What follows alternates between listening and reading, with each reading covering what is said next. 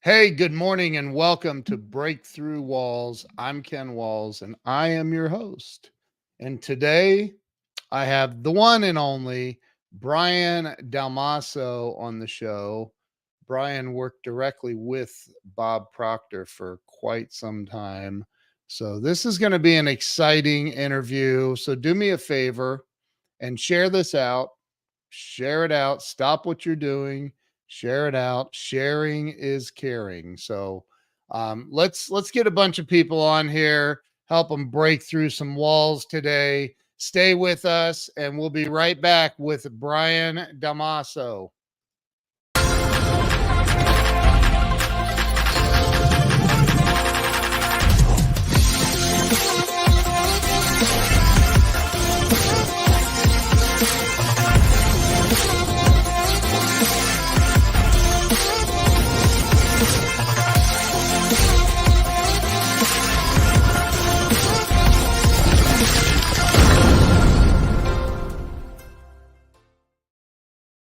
All right, we're back. Let me bring Brian on.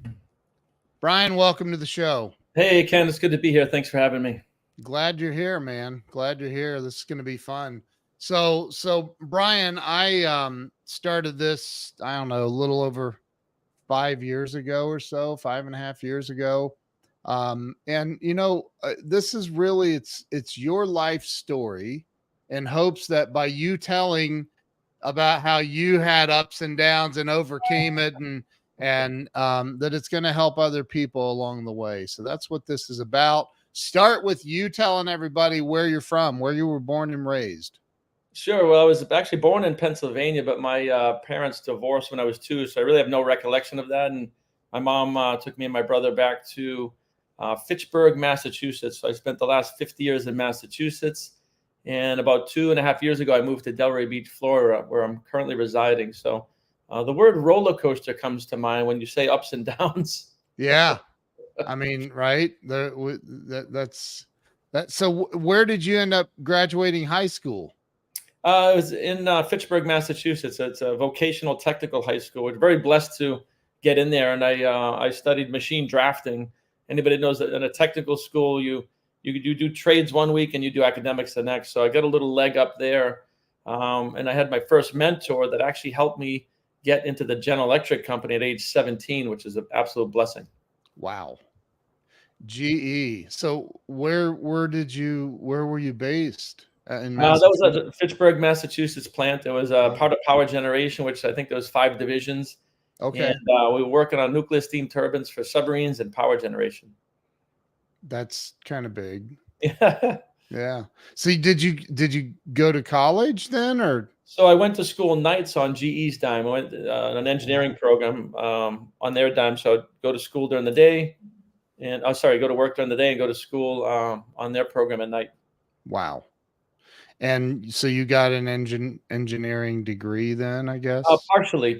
I was working at GE and I was, I was there for about 10 years. And at some point, it was just like, well, I'm here working, and there wasn't a lot of upside to finishing. So partially. Yeah. So what, I mean, being an engineer at GE is a far cry from where which I already know kind of, but where did things, when you were at GE, were you in that place of, I just can't take this anymore? Oh, no, quite the contrary. I call it Oh, more of an invisible glass prison. I love the work. We were running CAD CAM computers and designing. It was wow. amazing, especially in my world. Like I said, I grew up what I call American broke with me and my brother and my mom. She was a waitress. We live in my grandfather's 3rd floor apartment. So no, GE was like the holy grail of my existence. The people I Wow. know said, "Listen, oh my God, you made it! Like you're at GE. Like just put your 40 years in. Like you'll have pension, this, that, the other thing." It was the best thing ever. I just, for what I knew though, I didn't know about entrepreneurship, nothing about that. Yeah. And I didn't know, back then it's like getting to 100,000 a year was like the holy grail of achievement, not 100,000 a week or a day. Right. Right. So I Yeah. was just, as far as W-2 workers go and that whole environment, that was my programming at the time. And Yeah. I spent 10 years with them not knowing anything about entrepreneurship, not really. I Right. was dabbling in some things, I dabbled in a network marketing company. I saw some people investing. Some people had some properties, but not like what I know today. Right. We have a young gentleman in our group that's 27 that in our mastermind group that he's netting over $1 million a month in real estate from wholesaling because at 19 years old, he was introduced to wholesaling. We didn't have that back when I grew up. It was like you're either going to be in the trades or go to school for business or a Right. doctor. Well, there's like 10 things to do, right? And you and Right. I are probably similar. Now there's a million things to do, right? You can make Yeah. unlimited money just online. There's just a lot of things to do. I mean, unless you were up at 2 a.m. and you saw a Carlton Sheets commercial or something. Yeah, yeah. I remember Infomercial. that. No money down. You Yeah, can also be a. I remember that. It's so funny. So we're dating ourselves. I know. I know. So you okay? So what happened then? You said you were there for 10 years. Did Yeah, well, what this is the first cosmic joke, right? So yeah, I was there for 10 years. I met a girl. We were together. We got Uh-oh. married by age 26. Life was going good. I designed a house. We're going to build a house, and then all within a process of 8 weeks, she decided to leave.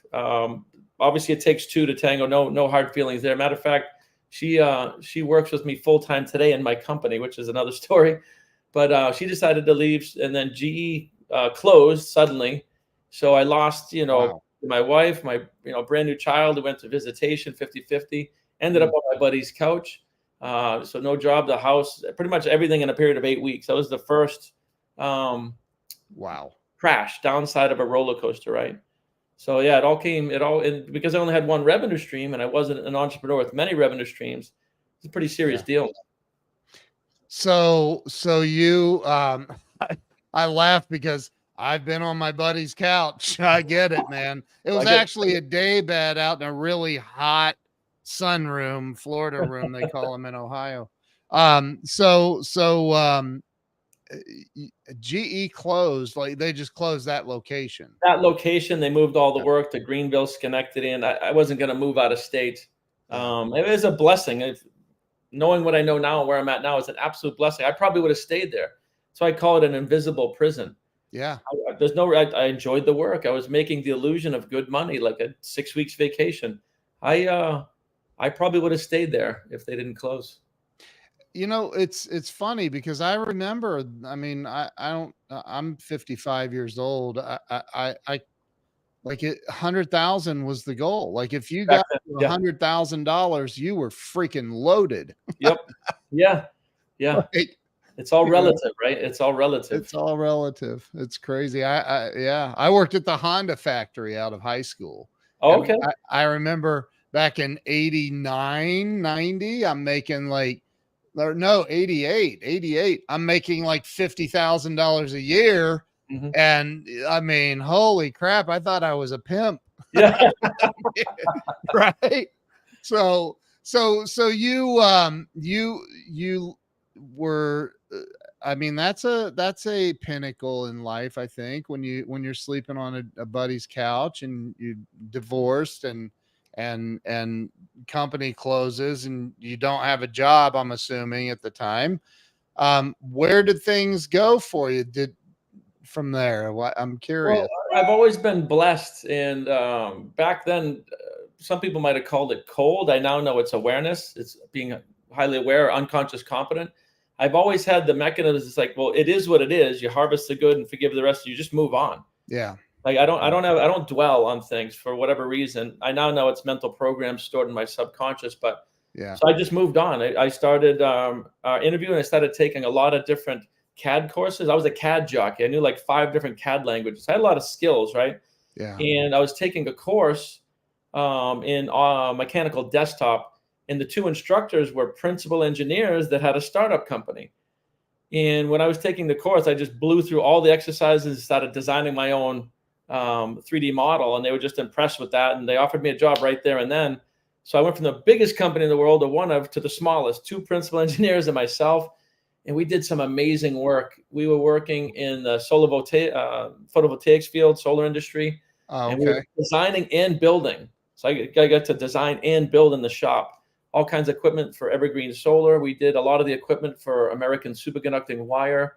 and I was introduced to 20 different industries and rotational moldings and injection molding and model making, and just that was like the best job ever because it's just me and two guys, and we built it up to about 20 people in 5 years, and then boom, they got into a big government contract. The economy turned a little bit, and there was another little crash there. But in that meantime, I had met and married another my second wife, revision 2, whatever you want to call it, second wife, and we started to build a home and a life. I designed a 5,000 square foot house with steel beams in it and 30-foot high ceilings in the middle. It was an architectural masterpiece at the time. Designed and built it. Got my Wow. GC license. I had married into a construction family, so all of a sudden I had all of these contacts, and yeah, it was just an absolutely gorgeous house that I literally did a lot of the work, right from the land itself, and obviously I got a foundation guy, but I did a lot of the plumbing with my brother. Him and I did a lot of the radiant heat plumbing and wiring, and I did a lot of things. I had a framing crew, but I helped with that. So I got to extend all of my skills in that area of construction, and I also had a side business designing and building additions and decks and things like that. So in and amongst when I was at GE, I had built up some skills in architecture and design. So yeah, we built that all up, and it was off and running again. Married, job, things are going well. I've never seen anybody get so excited about engineering. Yeah, when you get to build it, most engineers don't build anything. They're just in a cubicle, like that's the way it was at GE. But when you get to actually build it, test it, troubleshoot it, install it, like holy cow! And I love to work with my hands too. So yeah. So you said that crashed after about 5 years. Yeah. So in parallel, I was working there, and I had my side business in construction. So that company, we had a great 5-year run. And when that crashed, I shifted into architecture, construction, and went full time in my own business. So when I forget, that was like 2003 or something. And that was my first real deep dive in entrepreneurship, running my own company full time. I had been running it part time for about a decade. So I went full time into construction, building houses, and designing, building houses and things of that nature. With the company that you were, the 5-year company, were you making better money than you were at GE, or about the same? No, it wasn't. Similar. A little bit of a pay cut to start, but then it ramped up. But because I had the construction company on the side, financially speaking, I was doing better. But no 6 weeks vacation. It was just a great experience, great job. So about similar. Yeah. Okay, so you leave there, and what happened? So you said 2003? About 2003, yeah. So I went full-time construction. I was remarried. We built the McMansion, the 5,000 square foot McMansion. She had a good job. We both had 6-figure jobs, and her and I spent about a good 10-year run, building and traveling and just building my business. And she was building her career as a financial person, CFO. And then the last 4 years of us, like her career really scaled, and she got like to assistant controller and then controller, very high pressure job. Yeah. And we grew apart over a 4-year period. Like the job became, more important than anything. A lot of fighting and just not something I'm not here to do that. Yeah. Right. So we got divorced, long story short, second divorce.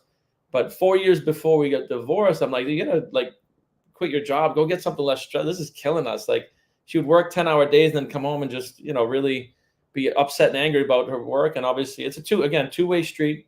Takes two to tango with everything. But then we ended up in, second divorce at age 38. So gave away another, second empire. Say you're not a man to give a castle away, right? This was actually a castle. So I left everything, wasn't on her. So it was my choice to leave that, and ended up. And this is all still in Massachusetts. All still in Massachusetts, yes. Okay. Ended up on my second buddy's couch 10 years later. So it happened at 28 and again at 38. Wow. But I had my construction company, and I was doing well there. Ended up on my buddy's couch again for a short period of time, but then found a really nice loft studio type place, and then I bought a condo from there. So then I was back up and running, and that leads me to when I met my mentor, Bob Proctor, which changed everything. At what age? Literally 41. 41. Yeah. So you met Bob Proctor at 41 years old. How in the world did you meet Bob Proctor? How did that happen? So I guess I've always been entrepreneurial, and I had been introduced to an energy-based network marketing company from a dear friend of mine. He changed my entire life. We were working with individual electricity bills. We could lower somebody's bill at no charge, and because of my background on my network, it made sense. So I was pursuing network marketing pretty hard. I saw the seven-figure dream, and I was working with a mentor who was making almost 200,000 a month. And he had said, you need to go to this event in Vegas. 10,000 entrepreneurs from all over the world. Tony Robbins is going to be there. Richard Branson's going to be there. About 30 other speakers for 3 days.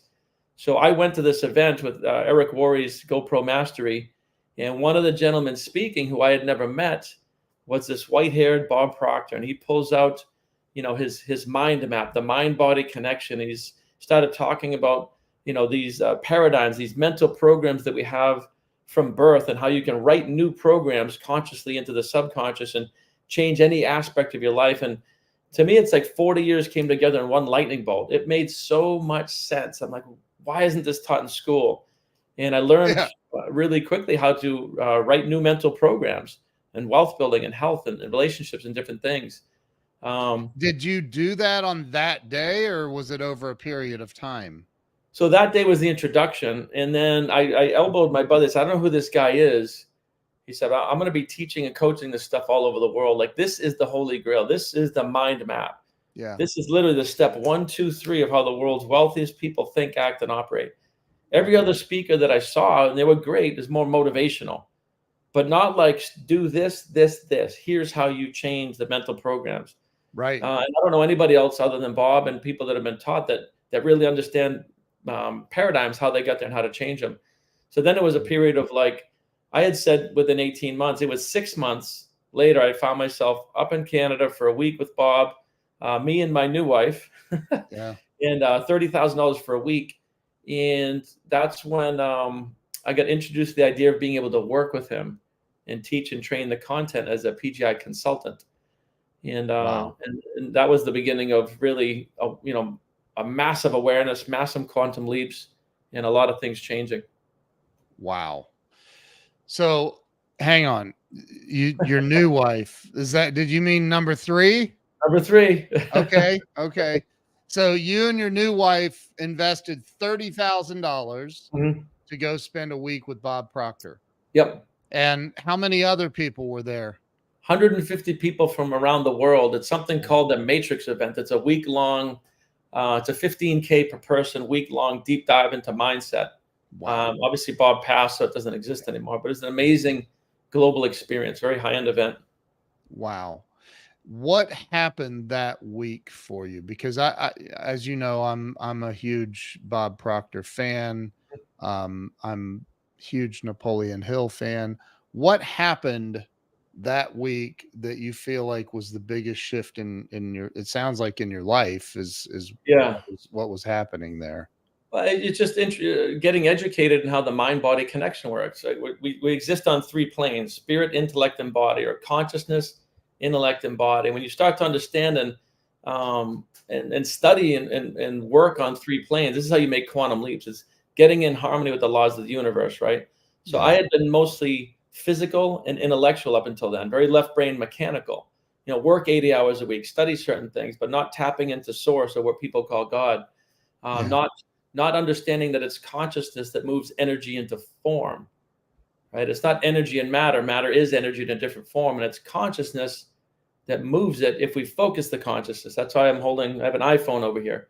So thoughts become things. So there was many, many shifts that week, but that whole week was a paradigm shift. And also that's when we signed up to start teaching and coaching and training with Bob as a consultant. Wow. And so you leave Canada, eh? Yeah. Sorry, Yeah. I have to. It's just the thing. But you leave Canada, you go back to Massachusetts still? Yes. Yeah. And you're in the same town? No, we moved a couple times over the years then, especially during the divorces and stuff. But to compress the story, I manifested $1 million dream lake house. It was the nicest house on a lake, at 650 feet of frontage. It was never for sale. So I Wow. use the principles we teach to literally manifest and acquire this house that was never, it was in the family for 50 years. They had no intention of selling it. And it's not rocket science or magic. I had a big vision board, 4 foot by 8 foot vision board, and the picture of the lake house, multiple pictures.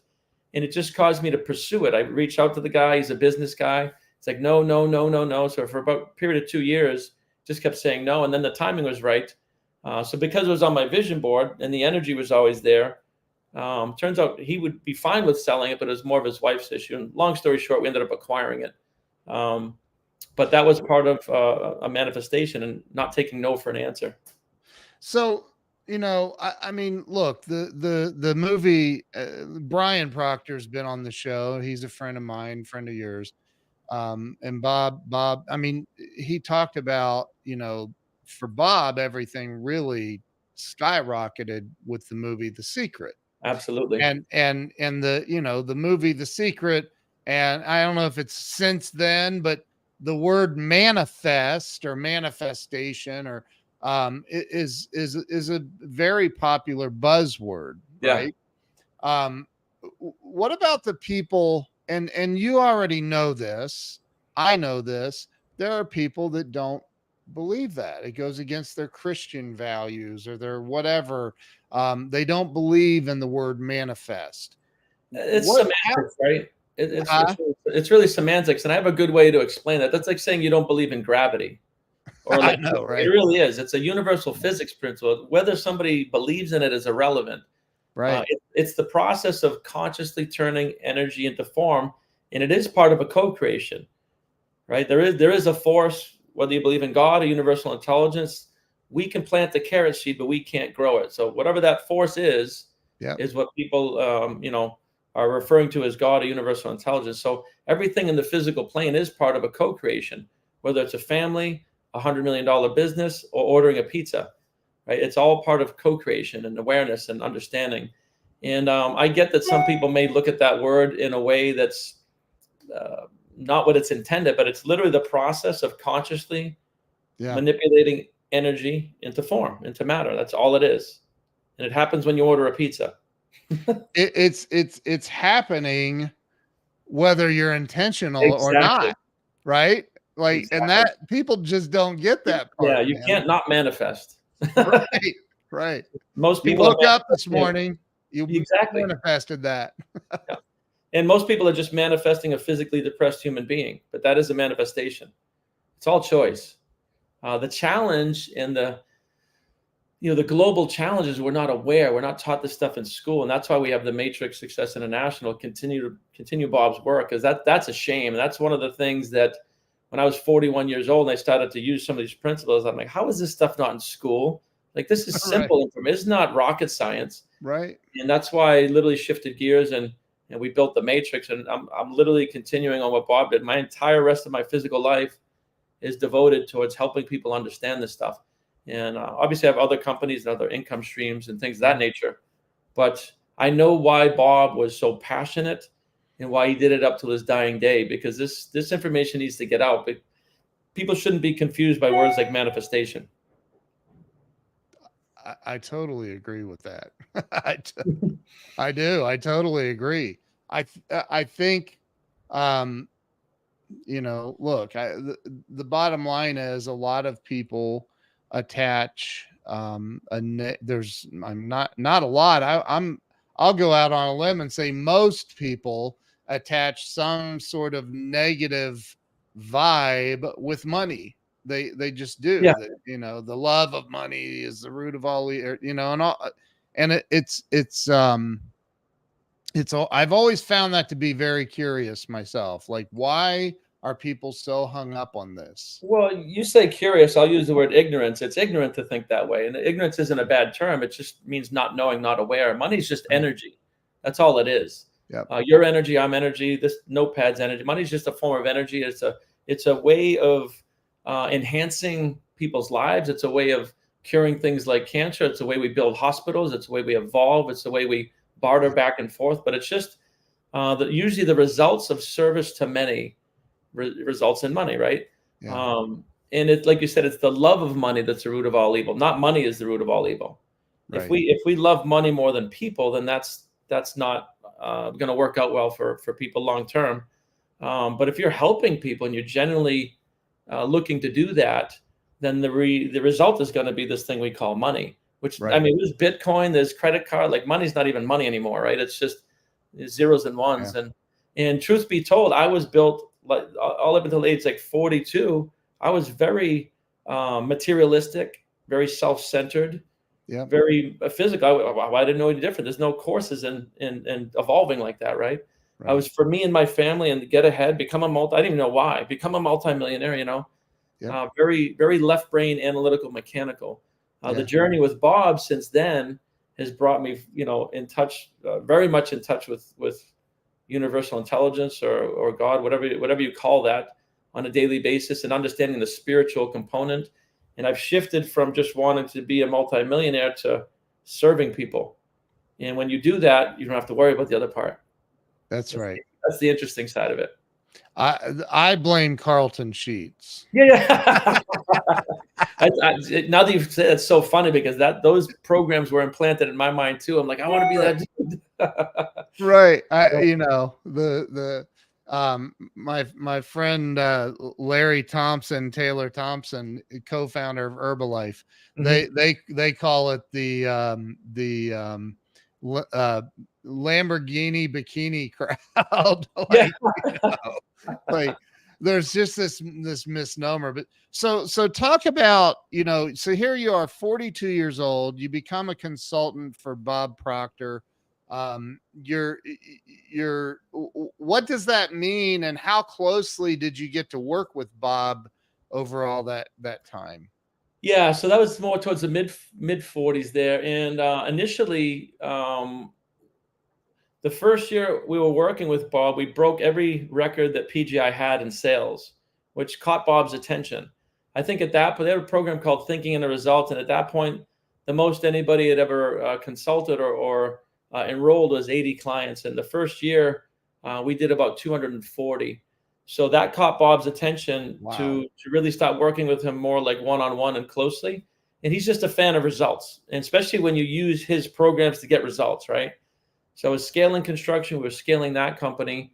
And then I started working with a gentleman by the name of Doug Dane. And this is moving towards my late 40s now. Working with Doug Dane. He was the international coach or trainer for all the consultants. So I offered to just work with them for free. Me and Doug were working with, we did a group of 20 consultants globally, and then we did bigger groups. So I worked for about 2 years for free, just helping Bob and Doug out, train consultants, and building some of the trainings that they still use, and prospecting. There's a lot of sales, trainings or skills that are needed in any business that they didn't really have. So I just I wanted to give back, kind of like Bob did with Earl Nightingale, and I did that for about 2 years, just helping them teach and coach other consultants all over the world. So, in the realm of manifestation, in the realm of you talked about manifesting the lake house and all this stuff, right? So in the realm of, I want to manifest this whatever amount of money, Mm-hmm. I'm just going to play the devil's advocate in Love this it. conversation. Yeah. If manifestation works, why do I need sales training? Well, everything, the 3 planes, right? Spirit, intellect, and body. Yeah. So you can pray and visualize to your blue in the face, and not much will happen. Right. There's an intellectual, there's a physical component. We still need to translate those ideas to other human beings via sales or calls or trainings or team building. Yeah. Right. And that's one of the biggest things, one of the biggest misnomers or things that Bob was, he wasn't upset about it. He said one of the things the movie The Secret missed, that led people thinking you could just visualize something would happen. That's not the case at all. There's spirit, intellect, and body. We need to operate in. If you want something to materialize or matter, to move from energy into matter, then we need to do things in the physical plane. Now, if you want to exist 100% in the spiritual plane, everybody's wealthy beyond all means right now. You don't need to have things to make you happy. Right. We need to get happy in order to attract things. So we just want to separate the physical results, which, we're put on this earth to exist physically for a reason, for a short period of time. So I'm Yeah. a huge fan of all the things, right? You can help the world and have mansions and yachts and Ferraris, right? It's Yeah. not either or. Um, so I think that's the confusing part, though. It's not enough to just sit there and pray for things. It's a co-creation. God will do his part or its part or their part, and we have our part. And when Right. you learn that, I use the carrot seed example all the time. We can plant the seed, we can, water it and pick the weeds, but we're not going to grow it. Amen. It's true. I agree. And I knew all that. I was just trying to No, hear I your love that. take. It's Yeah. good to have these open conversations because there's just mass confusion on source, intellect, body, co-creation, manifestation. There's just mass confusion right now. So if somebody came to you and they were, down to their last pennies. I mean, I know I've been there. And they said, I just don't know what to do. I feel like it's a useless cause to keep Yeah. trying to manifest and create my dreams. And what do you say to them? How do you guide somebody that's lost all hope? That's a great question. First of all, educate them on what they are: spirit, intellect, and body. They have a conscious, a Yeah. subconscious, and a body. And I said, what can we do to get moving on all three planes? And everything starts with decision. Some of the quite a few billionaires out there have been broke, and I do mean flat broke on a park bench before. Yep. That's irrelevant. Where you are is completely irrelevant. It's what do you want? So we can start spiritually by setting a goal and creating a vision of 6 months, 12 months from now. What does that look like? You get the trick is to get into the feeling of the wish fulfilled, right? Neville Goddard says that. So feeling is vibration. So we need to use the actor's technique and actually convince ourselves that this thing is in the energy state and it's coming. Then intellectually, all the information for any vertical that you want to study is free in libraries. You can study day trading, real estate, wholesaling. Like it's all here. There's no shortage of information. So the education part is free as well. And then the physical part is just networking. There's a lot of free groups. Just go start meeting people, having conversations, getting like-minded people, filling in the pieces. You can have and I've done this, by the way, you can Yep. have nothing but an idea and then attract millions of dollars to your cause. So you don't need money either. And this isn't anybody's fault. This is societal and generational ignorance. So if you're listening to this, there's no judgment here. You were not taught this stuff in grade school, high school, or college, but we're teaching it to you now, right? So spiritually, you gotta make a decision. Maybe it's I want to get to 10,000 a month, but I don't know how. That's fine. You still need to get into that feeling. And Yeah. then, like I said, find something. There's network marketing, there's day trading, there's e-commerce, there's just a million things you can do online. You can Google ways to make money for home for less than $100. You got Chat GPT, you got AI, like the tools are all there. Yeah. But just people think I need to know how before I start moving. That's not it. You need to make a decision because thoughts become things. Yep. And if you knew how, you'd already be there. Right? So you're never going to know Amen. the how. You need to start with decision, create a vision, feel it, morning, noon, and night, have some meditation times, what people call it prayer, whatever that is, fantasizing, and then intellectually study something, and then start getting around humans and networking, like-minded humans. If people do those three things, and then number 4 is let go and let God. Once you've made a decision, you're moving forward. It doesn't make any sense to have fear, doubt, and worry. It's like turning a light switch off, but expecting the light to be on. It's against physics. So Yeah. number 4 is faith. And I don't mean necessarily religious faith. I just mean a faith in co-creation. And if you're moving spiritually, intellectually, and physically, you're going to move towards a goal just as sure as a carrot seed will sprout into a carrot. It's the Yep. same principles. I think back to when you were 41, 42. Um, you're sitting for the first time in a Bob Proctor gathering and you're hearing all of this. I have to ask, I mean,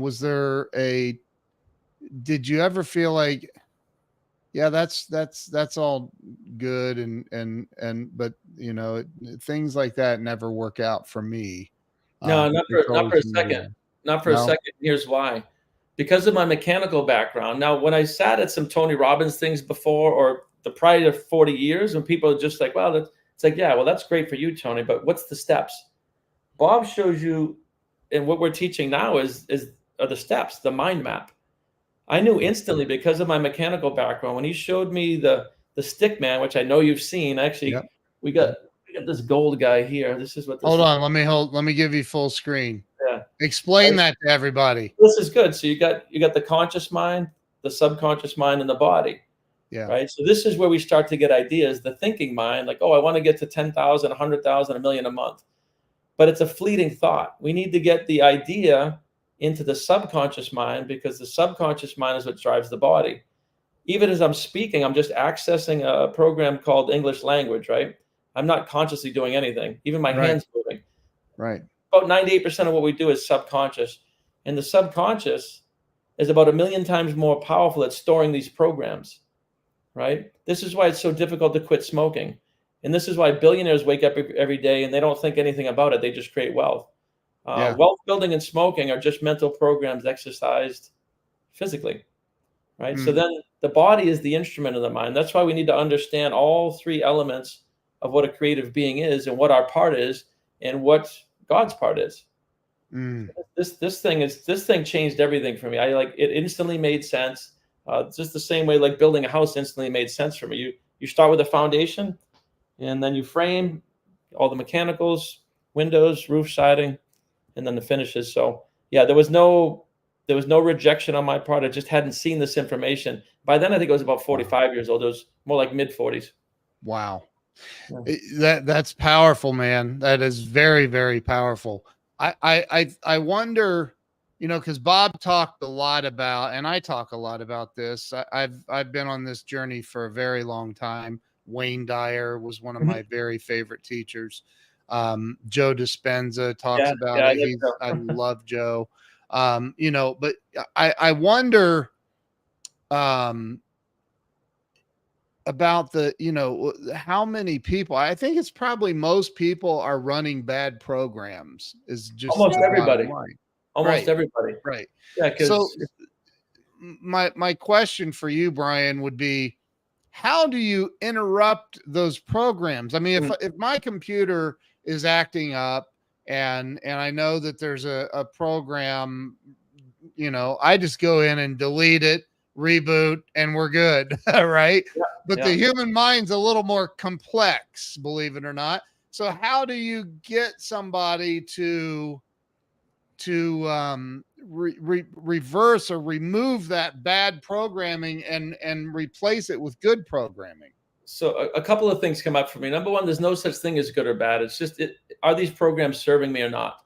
Good and bad is a human label on things. We're just experiencing, God works through us, right? So we're experiencing all this stuff. So we become aware of something, and then we decide, you know what, I do want to increase my health or my finances or my relationship. And the difference between the computer, this is a great analogy. In a computer, you go and remove the old program. Right. With a human being, you don't worry about that at all. You just focus on the new programs. And this is the biggest mistake in the medical profession with psychologists, because they keep putting you on a couch and reliving the past. And you know this from the subconscious. What we focus on, we reproduce. Yep. The only reason to dwell on the past is if you want to recreate the past. Yeah. What we teach people to do is build a new vision and move towards it. Right? Positive mental attitude. I don't care how you got here. It's irrelevant. It means nothing unless you're trying to recreate it. Right? So this is completely different from what most professions think about the mind. But understanding the subconscious and how it's programmed, all you do is reinforce the emotional new idea, take action on the physical plane, the intellectual plane, right? So we only focus all of our energy towards the 100K a month, or the healthy body, or the relationship. And when I say this, it makes sense, but most of the world has this ass backwards. Excuse my French. They want to relive it French. It's all good. Right? They want to relive it all. And the only reason I even tell you stories of my ups and downs is for illustration purposes. I have no attachment to it. That's actually not a good thing to do, is to keep telling stories that didn't end well. But I'm supremely, I'm a guardian of my mind. I'm doing it just for illustration purposes. But most people, you don't want to talk about your ailments. You don't want to get in conversations where people are talking about everybody's dying. Like, get away from that stuff. Right? Get out of the news, get out of social media, figure out what you want, focus all your energy on the three planes that we talked about. And you'll see, just as sure as anything else, it'll start to move in that direction. And the last piece of it is the gestation period. I've been doing this for 30 days. I don't see anything. Well, a human baby is about 280 days. To get to 100 grand a month, it might be 3 years. There's a timeline or a universal law of gestation that we have to be okay with. And we can compress it if we're doing the spiritual work, the intellectual work, and the physical work, staying in a high vibration. So I know that's a big mouthful, but it's not hard either. It's actually not complex. We overcomplicate everything. Yep. Bob used to say, this is so easy, most people miss it. They want the algebraic equation. They want the 10-year plan. It's not. Right. It's so simple. Most people miss it. They won't build a life script. They won't build a vision book. They won't do these simple things because they haven't been taught that. Like, oh, I need to go to school for that. So that's the challenge that we have with educating the world on this stuff. And that's why Bob is so passionate. He's like, this is so easy. Wow. Dude, this is, this is the most powerful thing that anybody can learn. It is, there's nothing more important. Nothing higher. Yeah. Nothing. So, this all started at 40, in your mid 40s. Yeah. You were in a new marriage, it sounds like. Mm-hmm. Third time's a charm. Nope. There's one more chapter. So, oh my. So her and I, we did start the journey with Bob together, and it turns out we were amazing in so many ways, but mostly intellectual and business. Yeah.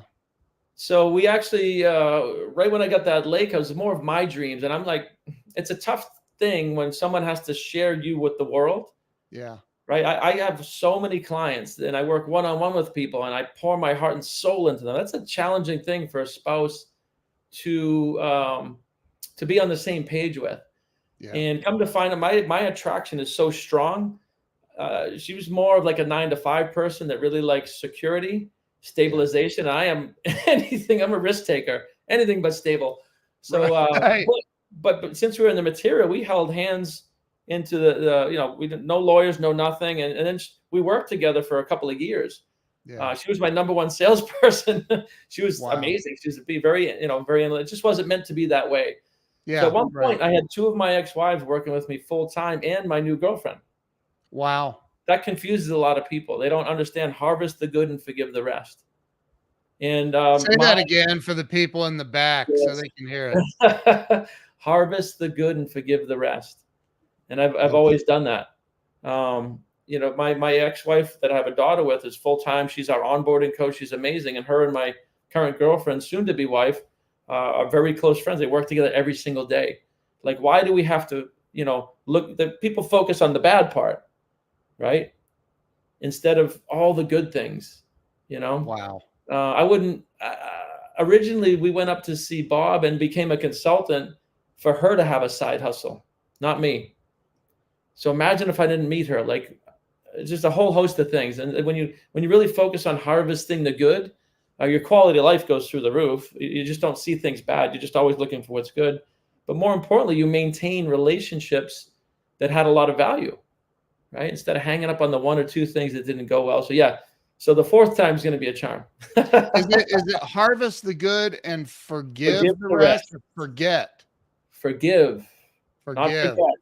My wife is on here. That's her. You just made her wrong. Whoops. Sorry, babe. Well, no, I think a lot of people would say forget the rest, but we're very specific in saying forgive, because forgiveness is for you. It's not for the other person at all. Right. It's for you to release toxic energy, get into a frequency of love, and see what's good in people. So that's an inside out thing. That's another living from spirit through intellect and body instead of from the outside in. So that's a whole nother hour-long subject. She corrected it. She said, got it. So, I've been, I'm a 21-year recovered alcoholic and congratulations. Thank you. And I prior to that, I was one of those people that as long as I had some some booze, I could do anything. And I Yeah. literally did. I built a multi-million-dollar company, all these things, right? And then drank them all away. Yeah. And eventually when I got sober, I couldn't find my rear end with both hands and a flashlight. I was lost, man. And I was so insecure about everything and Mm, everyone. I really was. I just wonder, how, because you have to deal with people that have those deep absolutely. rooted insecurities. Yeah. How do you help people overcome? I'm not that person anymore. If I Obviously, was, you're holy not crap. shy. I'm in the wrong world if I still am that person.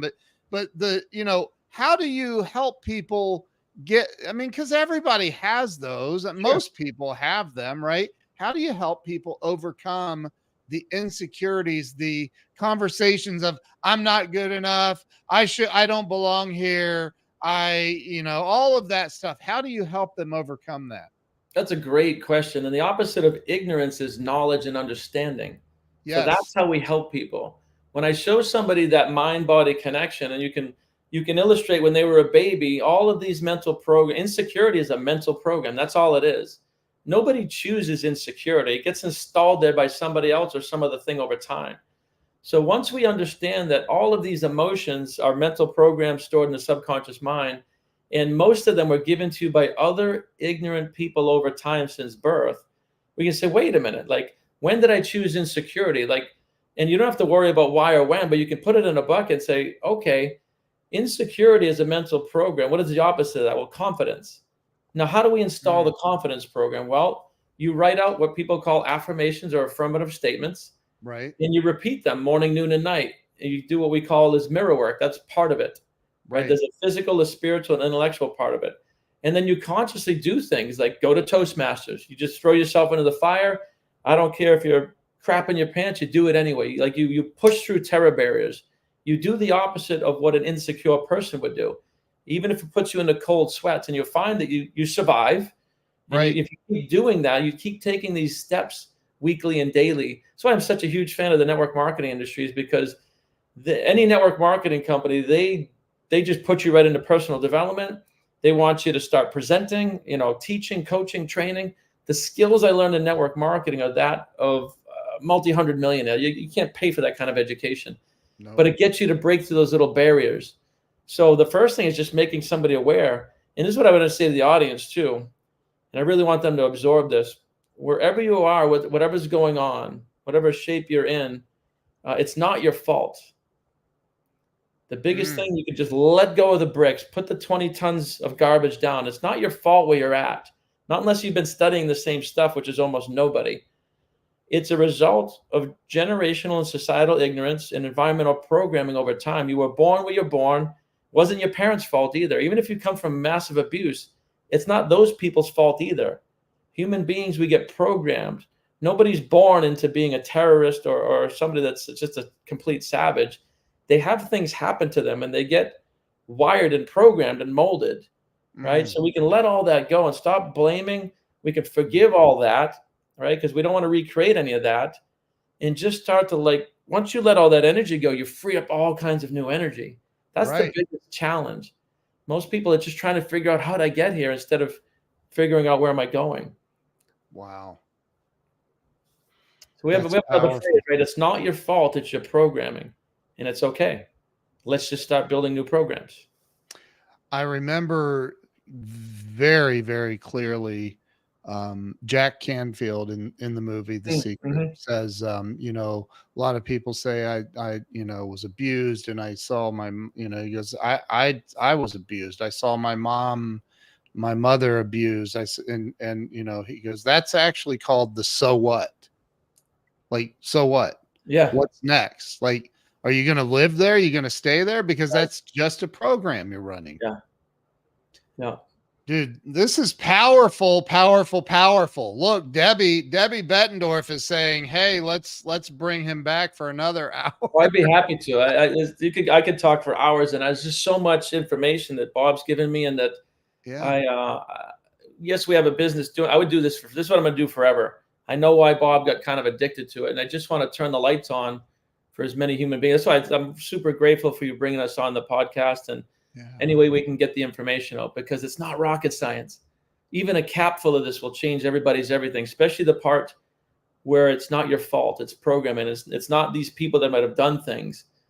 We have a program called Mindset Masters, and the last time I checked, it was like 4 or 5 people from that basic stick man and the forgiveness and it's not your fault that did not commit suicide. And that was like more than any of the high profile people I work with. That has been the sauce or the juice or the part that it's like, you're on the right page.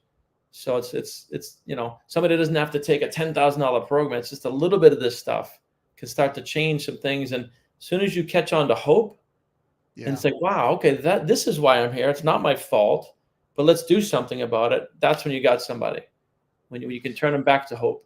Wow. My wife is saying, have you come speak to the group, my mastermind group, which would be phenomenal. Yeah, I'd be happy to. Be happy to. I man, this is, I'm telling you, I think that this is, I said it earlier, it's the number one most powerful thing that anybody can not learn. I hate to say learn. It has to become a second nature. It has to become a feeling, like what you're saying, like letting go of all the BS, of the crap that other people did. It's, I think that if you say it's not your fault, I think the natural human tendency would be, well, if it's not my fault, then it's freaking Brian's fault. And now I'm going to sit and blame you. And that's where people, I think, get hung up is, how about this? It's nobody's fault. Just let it all go. Right. It is one of my favorite phrases for a long time before any of this. It just is what it is. Yeah. There's actually no such thing as good or bad. It just is until we label it. And I know people will bring up all kinds of stuff, but I bring up the example of Viktor Frankl, who's a Viennese psychiatrist. I'm sure you know this. He wrote the book I interviewed his grandson on this show. So if that guy can go through 4 years of the Holocaust, they slaughtered his whole family. Yep. It's the worst possible imaginable thing that I've ever heard of and he didn't have PTSD, and he held on to hope, and he knows that you can't take the last frontier of the mind. And he went on to change the world with his teachings, and he did not have anger towards the Nazis. Imagine that one. He did not blame them. He knew it wasn't their fault. It was their programming. Yeah. I use that example all the time because, relatively speaking, I don't think anybody here has gone through personally a group of people slaughtering your family and torturing you for 4 years. So Man's Search for Meaning, I always recommend it, but I always recommend to only read it once, because we don't want to auto-suggest that darkness into our subconscious. Read it once, you'll get the idea, but it'll also cause people to stop feeling sorry for themselves, pick themselves up and start moving. Okay, so you just inadvertently brought up my favorite topic, and I can't let you go without you touching on it. Talk about the power of auto suggestion. And before you say anything, I have to say this, like, this is the number one thing that at any given time in my life, if I've had, oh God, I'm broke, or oh God, this is happening or something, I can flip it now. And I have been able to for many years, flip it and change the auto suggestion going on in my brain. Talk about that, how powerful it is, and how somebody can really tap into that. Yeah, so auto-suggestion is the principle of rewiring the subconscious mind, right? When you ask, how do we install new programs? That's how you do it. You vividly write out what the new program is. Like, I'm so happy and grateful now that I'm earning in excess of $10,000 a month through multiple revenue sources. You would write that out, and I carry it. I have these goal cards, right? Less than 3% of people have a goal in the world, and less than 1% have a written goal. And 1% of the population is controlling 96% of the wealth. So getting it out of your head, and what is the new mental program? It might be wealth. It might be physical health. If you're shy and you want confidence, you can I'm so happy and grateful now that I speak effortlessly and confidently, and I'm commanding audiences. You just write out a little vision statement on a card or on a journal by your bed, and you repeat it 10 times in the morning, 10 times at night, and you get emotionally involved in the new idea. And it's going to seem like a lie at first, right? For those of you that want to go deep, chapter 4 in Think and Grow Rich outlines auto-suggestion and why it works. Yep. But it's the repetition of new emotionalized ideas. That's the key. It's not enough to just write your goal out 1,000 times a day. Not much will happen. It's emotionalizing the idea, which is getting into the spirit of the wish fulfilled. What does it actually feel like at 10,000 a month? I use money because it's a very simple, quick thing. What does it actually feel like to be up on stage at 4% body fat? You fantasize, right? The secret is it's the actor's technique. Getting into that energy on a daily basis is probably the most confusing thing. So you're saying I have to fantasize every day? Yes, that's exactly it. You already are. Exactly. I have terrible news for you. You already are. Yeah. They're just fantasizing in the wrong direction, aren't they? That's right. That's what it is. This is so powerful. Listen, I have every single morning. So for the last 20 years, every single morning in my life, I meditate. It's a non-negotiable. We're on vacation. First thing I do is meditate. And several years ago, someone introduced me to, I'm so happy and grateful now that money comes to me in increasing quantities from multiple sources on a continuous basis. Mhm. And there's an 8-hour recording of Bob repeating that on YouTube. I listen to that every single morning of my life, Yeah. In fact, it's so important that somebody knows about this. A friend of mine, Christopher Voss, and he sent me this beautiful wooden plaque with the entire quote on there. And it sits here on my bookshelf right behind me. So there is nothing more important than auto-suggestion. I agree wholeheartly. Yeah. And it's again, so that's so easy that people miss it. That can't possibly be it. That's the leading edge of turning energy into form. Imagination. It's the leading edge. And we have to, just like a light bulb, and this will make sense. If you want light to express out of a bulb, you don't flick the switch up and down. Right? You don't meditate every other day. You meditate every day. Yeah. Right? And then you learn to kick out thoughts that are not in harmony with what you're doing. But the beginning of all this is what we're saying here. Wow.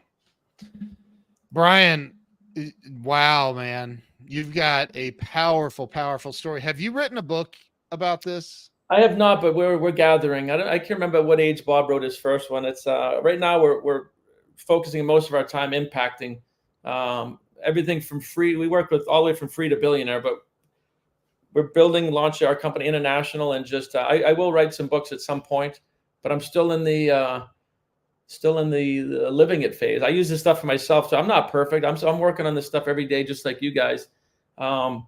It's just relatively speaking, we're in better shape, right? Yeah. My wife said you need a book. We'll definitely, we'll get to that. Disagree. Brian, you are a gem, man. You are. I received that. I received that. Thank you. I love what you're doing. I love. You're so like just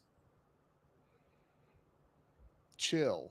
You're just like very nonchalant about it. I love it because that's what works, man. That's what helps people. That's what helps people.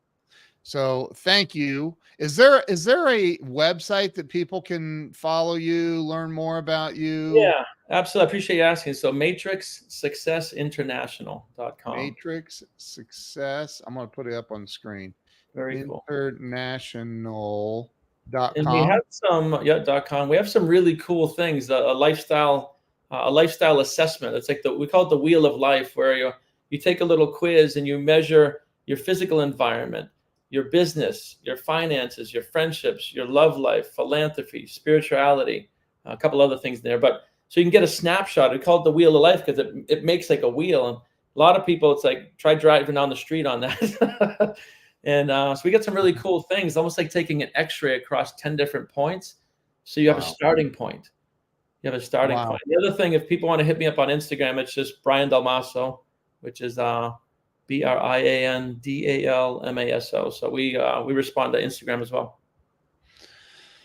Dude, this has been so powerful. Thank you. I really genuinely appreciate you coming on, and investing the time and energy and wisdom with everyone. This has been incredible. So No, thank you. I appreciate you bringing. I live to share this stuff. So anytime, like I said, if you want me to come back or work with a group of people, I'm happy to do it. Love it. Love it. Well, everybody make sure you go to matrixsuccessinternational.com. If you're listening on the podcast network, matrixsuccessinternational.com. That's where you're going to find Brian and everything about Brian and some cool stuff on there. So go check him out. Go to Instagram, Brian Dalmaso, Dalmaso is his handle on the IG. So go over and follow Brian and hit him up. And dude, you're awesome. Thank you so much for being on today. No, happy to do it. Thank you so much for inviting me. It's been a pleasure. Yeah, it's been great. Stay with me. I'm going to end the live stream. Everybody have a fantastic day, and we will see you very, very soon. Thanks so much, Brian. Take care. Thanks for having me.